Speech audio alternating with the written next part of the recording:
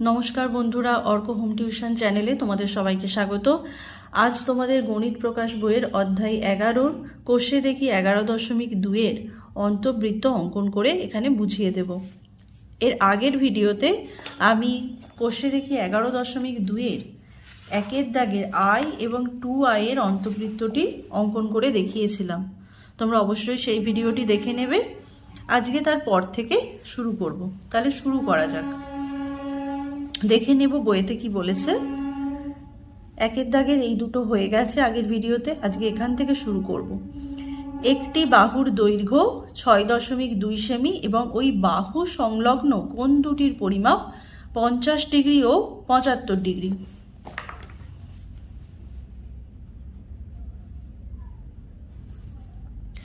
প্রথমে স্কেলের সাহায্যে 6.2 সেমি রেখাংশটি টেনে নিচ্ছি।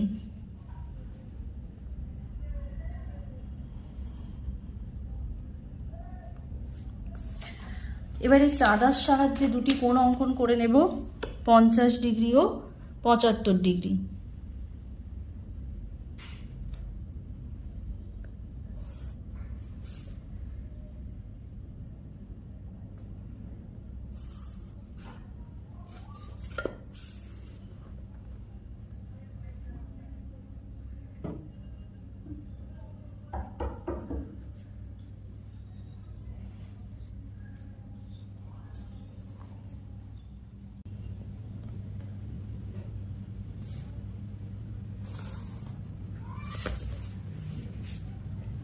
এইখানে 75 ডিগ্রি কোণ অঙ্কন করে নিচ্ছি।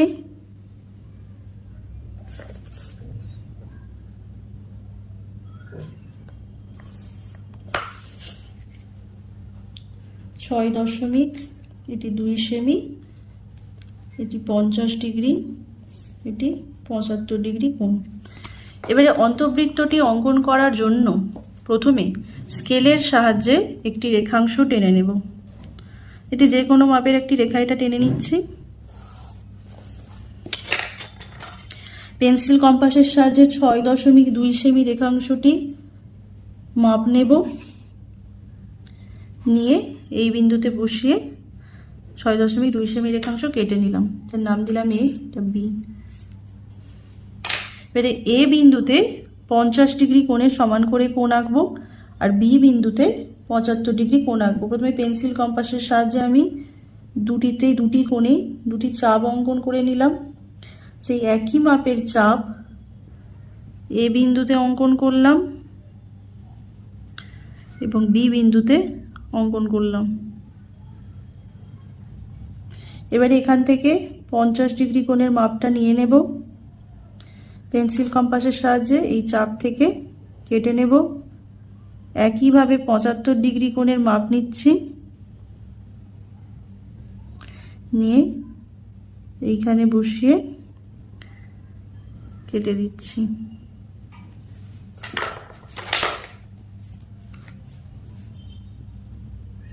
এই বিন্দুটির সঙ্গে বি বিন্দুটি যোগ করে বাড়িয়ে দেব।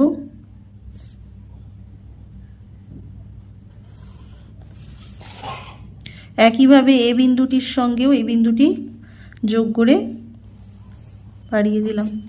তাহলে এখানে একটি ত্রিভুজ অঙ্কন হলো। ত্রিভুজটির নাম দিলাম এ বি সি। এবারে অন্তবৃত্ত অঙ্কন করার জন্য বি কোণ এবং এ কোণের অন্তর সমদ্বিখণ্ডক অঙ্কন করব।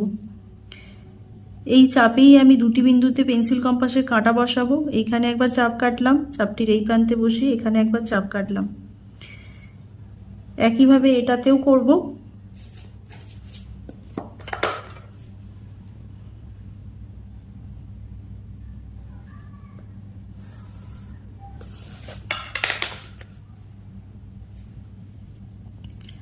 এই বিন্দুতে বসিয়ে উপরে একবার চাপ নিলাম, এই বিন্দুতে বসিয়ে একটা চাপ অঙ্কন করলাম। এই বিন্দুর সঙ্গে এই বিন্দুটি যোগ করে দিচ্ছি।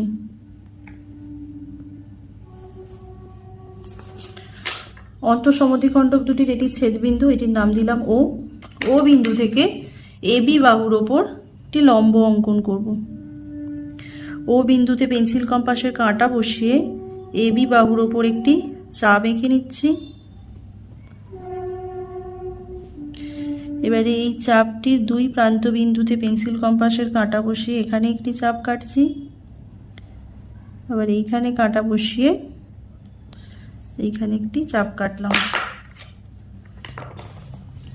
ও বিন্দুর সঙ্গে এই চাপ দুটির ছেদ বিন্দু যোগ করে দেব। এখানে ও হচ্ছে অন্তবৃত্তের ব্যাসার্ধ, এখানে ও হচ্ছে অন্তবৃত্তের কেন্দ্র। ও বিন্দু থেকে অঙ্কিত লম্বটি ধরলাম এবি বাহুকে ডি বিন্দুতে ছেদ করেছে। এবারে ও বিন্দুতে পেন্সিল কম্পাসের কাঁটাটি বসিয়ে ওডি ব্যাসার্ধের মাপ নিয়ে এখানে বৃত্তটি অঙ্কন করা হবে।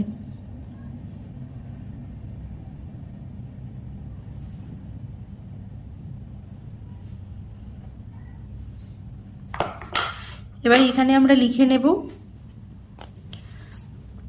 ও কেন্দ্রীয় বৃত্তটি ত্রিভুজ এ বি সি এর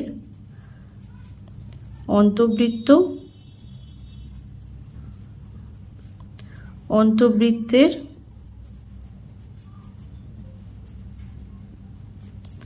ব্যাসার্ধ সমান ওডি। এই ওডি অন্তবৃত্তের ব্যাসার্ধ, অন্তবৃত্তের দৈর্ঘ্য তোমাদেরকে মেপে লিখতে বলা হয়েছে। এটা স্কেলের সাহায্যে মেপে কত সেন্টিমিটার এখানে লিখে দিতে হবে। এরপরে আমরা এর পরের একের দাগের আইভিএরটা শুরু করব। আইভিএরটা বলা হয়েছে একটি সমকোণী ত্রিভুজ যার সমকোণ সংলগ্ন বাহু দুটির দৈর্ঘ্য 7 সেমি ও 9 সেমি। আইভিএর অঙ্কটা শুরু করছি। স্কেলের সাহায্যে প্রথমে 7 সেমি ও 9 সেমি রেখাংশ দুটি টেনে নিচ্ছি।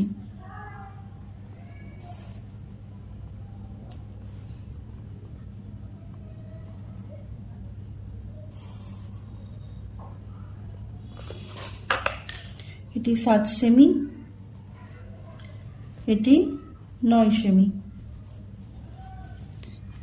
এবারে স্কেলের সাহায্যে একটি যে কোনো মাপের সরল রেখা টেনে নিলাম। পেন্সিল কম্পাসের সাহায্যে 9 সেমি রেখাংশের মাপ নিচ্ছি। নিয়ে এই সরলরেখা থেকে কেটে নিলাম। যেহেতু এটি সমকোণী ত্রিভুজ, আমি পি বিন্দুতে একটি সমকোণ বা 90 ডিগ্রি কোণ অঙ্কন করব। পেন্সিল কম্পাসের সাহায্যে অঙ্কন করছি। চাপ কাটছি।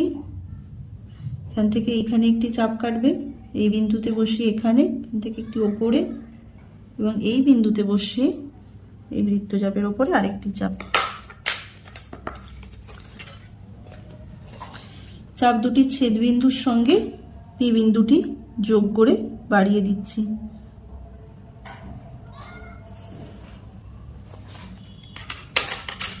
এবারে পেন্সিল কম্পাসের সাহায্যে 7 সেমি রেখাংশের মাপ নিচ্ছি। নিয়ে পি বিন্দুতে বসিয়ে এই বাহুটি থেকে কেটে নিচ্ছি। এটার নাম দিলাম আর। আর বিন্দুর সঙ্গে কিউ বিন্দুটি স্কেলের সাহায্যে যোগ করে দেব।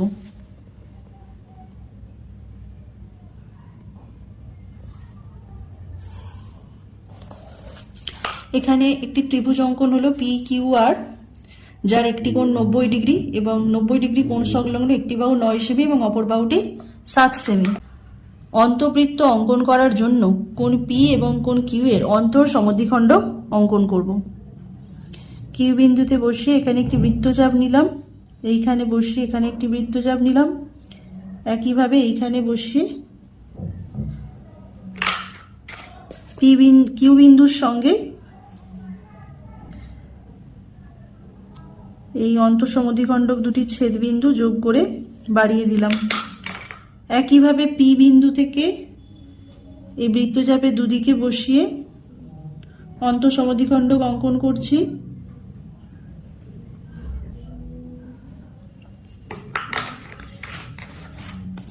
পি বিন্দুর সঙ্গে আমি এই চাপ দুটি ছেদ বিন্দু যোগ করে দিলাম। দেখতে পাচ্ছি এখানে কোণ পি কোণ কিউ এর অন্তঃসমদ্বিখণ্ডক দুটি ছেদবিন্দু, এই বিন্দুটি, এর নাম দিলাম ও। ও বিন্দু থেকে পি কিউ বাহুর ওপর লম্ব অঙ্কন করব। ও বিন্দুতে পেন্সিল কম্পাসের কাঁটাটি বসিয়ে পি কিউ বাহুর ওপর একটি বৃত্তচাপ কেটে নিলাম। এবারে বৃত্তচাপের এই বিন্দুতে বসিয়ে নিচে একটি চাপ কাটলাম, আবার এই বিন্দুতে বসিয়ে এখানে একটি বৃত্তচাপ কাটলাম। ও বিন্দুর সঙ্গে এই চাপ দুটির ছেদবিন্দু জুড়ে দিচ্ছি।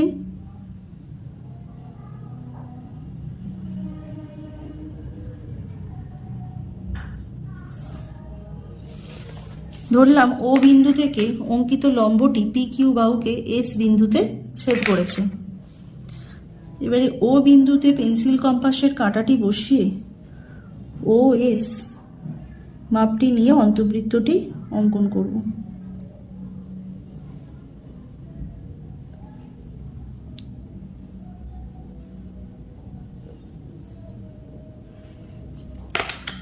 এখানে লিখে দেব ও কেন্দ্রীয় বৃত্তটি হলো ত্রিভুজ পি কিউ আর এর অন্তবৃত্ত। অন্তবৃত্তের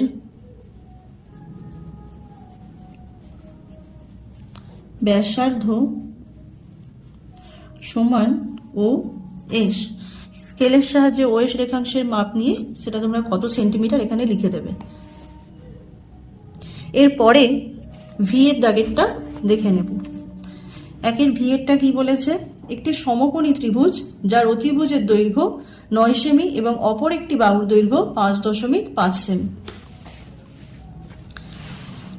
এটাও একটি সমকোণী ত্রিভুজ বলা আছে। প্রথমে স্কেলের সাহায্যে 9 সেমি এবং 5.5 সেমি রেখাংশ দুটি টেনে নিচ্ছি।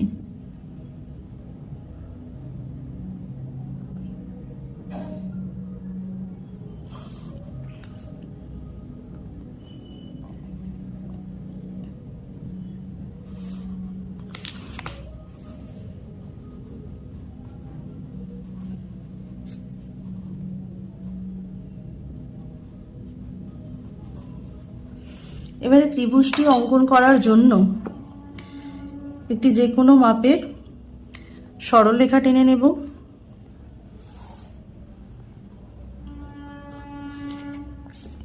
এই সরলরেখা থেকে প্রথমে 5.5 সেমি রেখাংশের মাপে একটি চাপ কেটে নিচ্ছি পেন্সিল কম্পাসের সাহায্যে। এটার নাম দিলাম এ বি। এবারে এ বিন্দুতে পেন্সিল কম্পাসের সাহায্যে 90 ডিগ্রি কোণ অঙ্কন করব।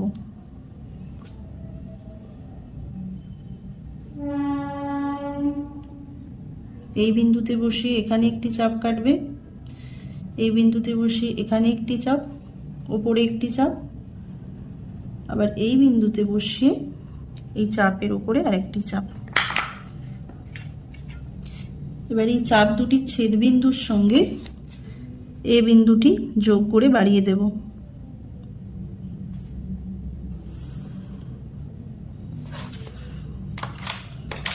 এবারে পেন্সিল কম্পাসের সাহায্যে 9 সেমি রেখাংশের মাপ নিচ্ছি, নিয়ে এই বিন্দুতে বসিয়ে এই রেখাটির ওপর চাপ কেটে দিলাম। কেন এখান থেকে কাটলাম? কারণ বলা আছে 9 সেমিটি অতিভুজের দৈর্ঘ্য।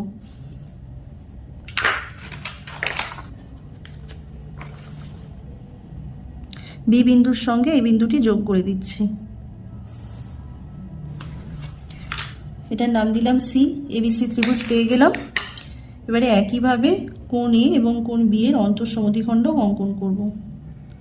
এর যে বৃত্তচাপটি আছে তার দুই বিন্দুতে বসাচ্ছি। এই বিন্দুতে একবার বসিয়ে একটি চাপ কাটলাম, এই বিন্দুতে বসিয়ে চাপ কাটলাম।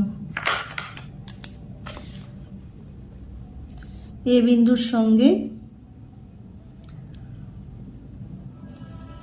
চাপ দুটির ছেদবিন্দু জুড়ে দিলাম। একইভাবে কোণ বি এর অন্তঃসমদ্বিখণ্ডক অঙ্কন করার জন্য এখানে একটি চাপ কাটলাম, আবার এই বিন্দুতে বসিয়ে এখানে একটি চাপ কাটলাম, এই বিন্দুতে বসিয়ে চাপ কাটছি। এটা হচ্ছে ছেদবিন্দু। ছেদবিন্দুটির সঙ্গে বি বিন্দু জুড়ে দিচ্ছি।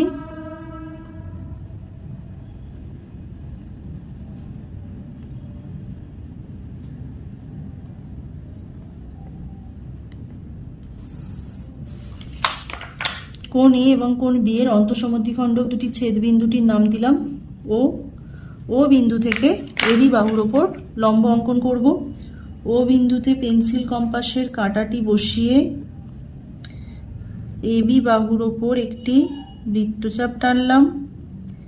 এই বৃত্তচাপের এই বিন্দুতে বসিয়ে নিচে একটি বৃত্তচাপ আঁকলাম। এই বিন্দুতে বসিয়ে এইখানে একটি বৃত্তচাপ আঁকলাম। এই চাপ দুটি ছেদবিন্দুর সঙ্গে ও বিন্দুটি যোগ করে দেব। ধরি ও বিন্দু থেকে এবি বাহুর উপর অঙ্কিত লম্ব এবিকে ডি বিন্দুতে ছেদ করেছে। এবারে ও বিন্দুতে পেন্সিল কম্পাসের কাঁটাটি বসিয়ে ও ডি মাপ নিয়ে বৃত্তটি অঙ্কন করব।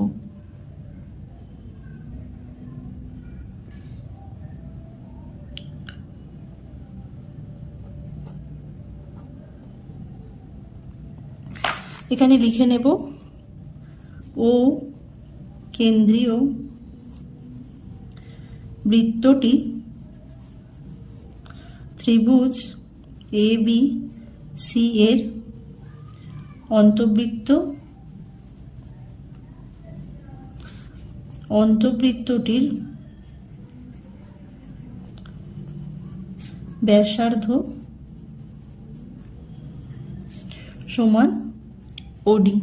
ওডি ব্যাসার্ধের দৈর্ঘ্যটা তোমরা স্কেলের সাহায্যে মেপে কত সেন্টিমিটার লিখে দেবে। এর পরের ভিডিওতে আমি কোষে দেখি 11.2 এর বাকি অন্তবৃত্তগুলি অঙ্কন করে তোমাদের বুঝিয়ে দেব। আর আমাদের এই চ্যানেলটিকে ভালো লেগে থাকলে অবশ্যই সাবস্ক্রাইব করে আমাদের পাশে থাকবেন। ধন্যবাদ।